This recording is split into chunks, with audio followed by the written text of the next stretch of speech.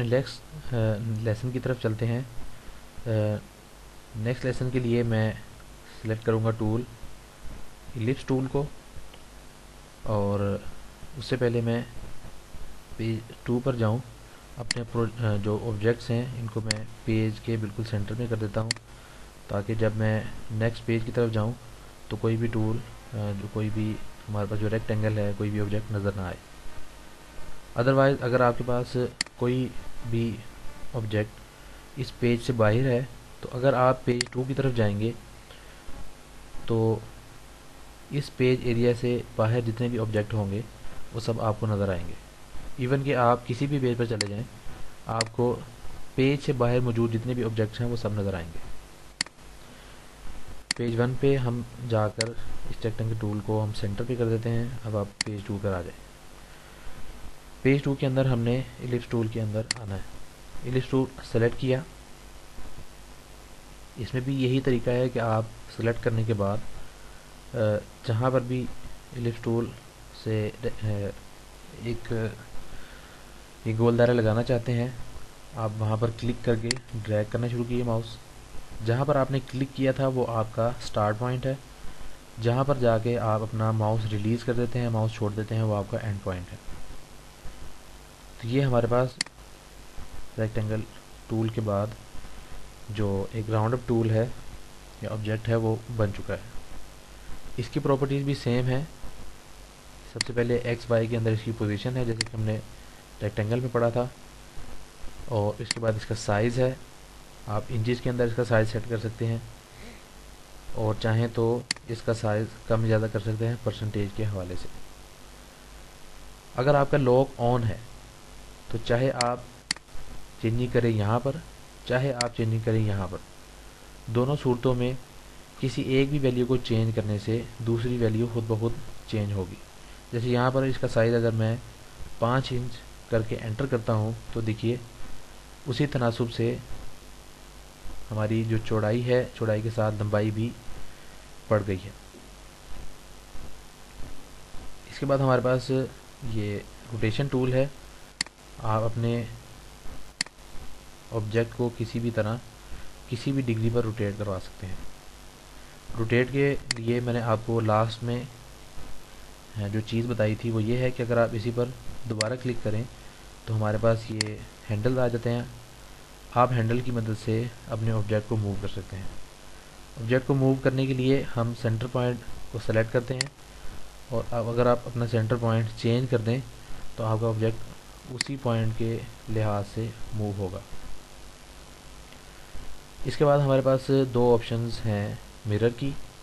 ایک مرر ہے left to right دیکھیے, اور ایک مرر ہے ٹاپ ٹو باٹم.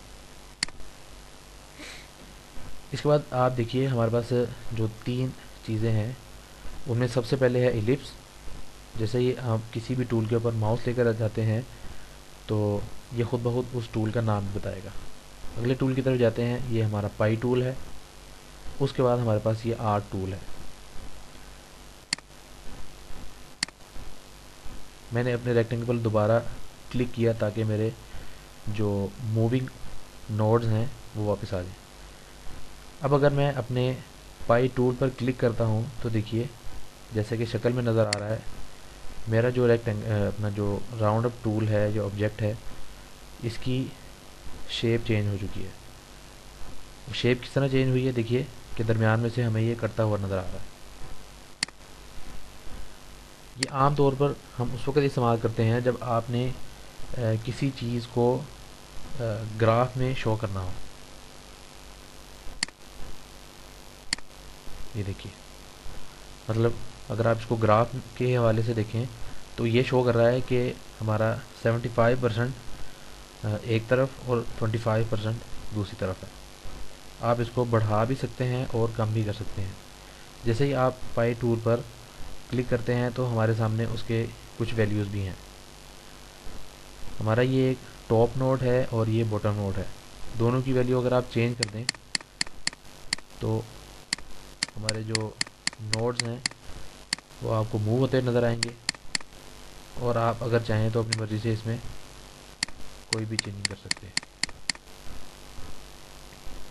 اسی طرح ہمارے پاس یہ آرک ٹول ہے. آرک ٹول کے اندر ہمارے پاس صرف آؤٹ لائن ہی نظر آئے گی. جیسے میں اس پر کلک کرتا ہوں تو دیکھیے کہ ہمارے اس راؤنڈ آف ٹول جو ہے آبجیکٹ, اس کی صرف آؤٹ لائن نظر آ رہی ہے, درمیان میں کوئی کلر نہیں. کلر نہ ہونے کی وجہ یہ ہے کہ ہماری جو لائن ہے جس کی مدد سے ہم نے یہ آبجیکٹ بنایا ہے وہ درمیان میں کٹ جاتی ہے. جب تک وہ لائن بالکل چاروں طرف سے بند نہیں ہوگی ہمارا آبجیکٹ کلر سے فل اپ نہیں ہو سکتا. جیسے ہی آپ اس کو لائن کے ساتھ فل اپ کریں گے تو دیکھیے ہمارا کلر واپس آ جائے گا. دوبارہ آرک ٹول کی طرف واپس چلیں گے تو اس کے اندر بھی سیم ویلیوز ہیں.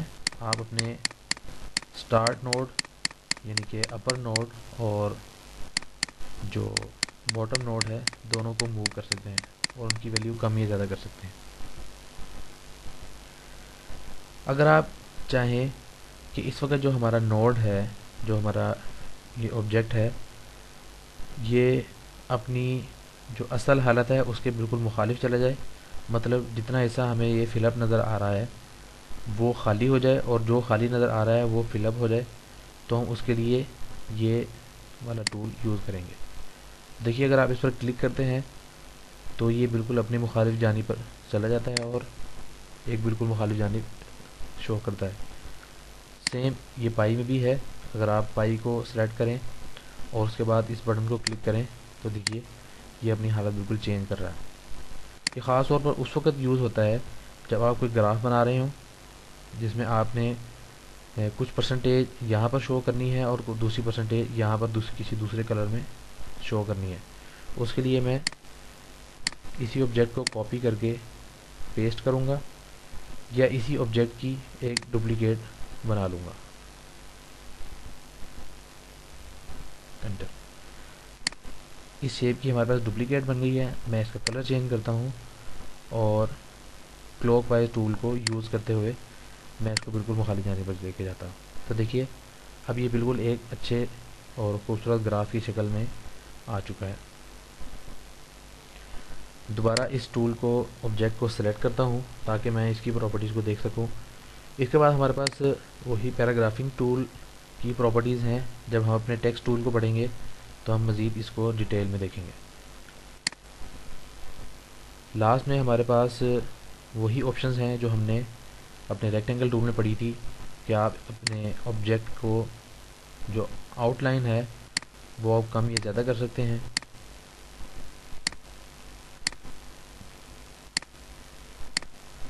یا اگر آپ چاہیں تو اپنے آبجیکٹ کی آؤٹ لائن کو بالکل ختم کر سکتے ہیں.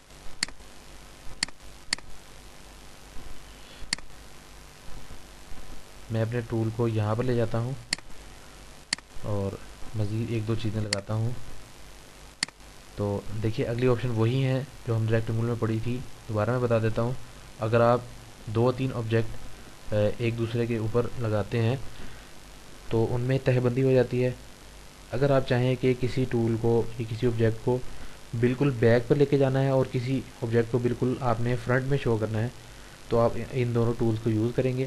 جیسے آپ اس بٹن پر کلک کرتے ہیں تو دیکھیے ہمارا ریکٹینگل جو ہے وہ بالکل بیک پر چلا جائے گا. اور اگر آپ اس ٹول کو سلیکٹ کریں to front of layout کو, جس کی شارٹ کٹ کی شفٹ پلس پیج اپ ہے, ہمارا جو ریکٹینگل ہے وہ بالکل فرنٹ پر آ جائے گا. لاسٹ میں ہمارے پاس کنورٹ ٹو کرو کی آپشن ہے.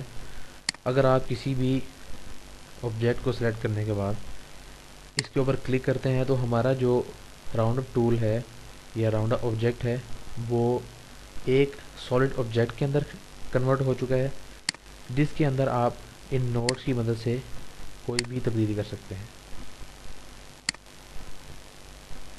یہ دیکھیے تو یہ ہوتا ہے اپنے کسی بھی آبجیکٹ کو ایک سالڈ آبجیکٹ میں کنورٹ کرنے کا فائدہ. ایک چیز جو آپ نوٹ کر رہے ہوں گے اور آپ کے ذہن میں سوال آ بھی رہا ہوگا کہ کیا ہم تمام ویلیوز انچز کے اندر ہی دے سکتے ہیں یا پوائنٹس کے اندر یا ملی میٹر کے اندر بھی آپشن ہوتی ہے کہ ہم اپنا سائز پوائنٹس یا ملی میٹر کے اندر دیکھ سکیں یا چینج کر سکیں. تو جی ہاں بالکل آپشن ہوتی ہے. اگر میں اپنی پیج پراپرٹیز کے اندر چلا جاؤں اس کے لیے مجھے کسی بھی خالی جگہ پر کلک کرنا ہوگا. تو دیکھیے ہمارے پاس پیج پراپرٹیز آ چکی ہیں. پیج پراپرٹیز کو اگر دیکھا جائے تو ہمارے پاس درمیان کے اندر یہ یونٹ کی ایک ویلیو ہے.